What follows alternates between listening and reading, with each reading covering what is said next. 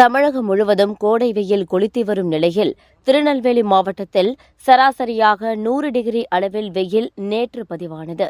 கடுமையான வெயிலால் மாவட்ட ஆட்சியர் அலுவலகத்தின் வாசலில் திடீரென பச்சை கிளி ஒன்று மயங்கி விழுந்துள்ளது.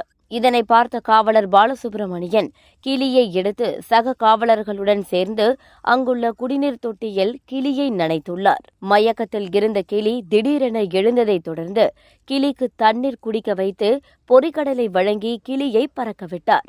காவலரின் செயலுக்கு பாராட்டுகள் குவிந்து வருகிறது. பறந்த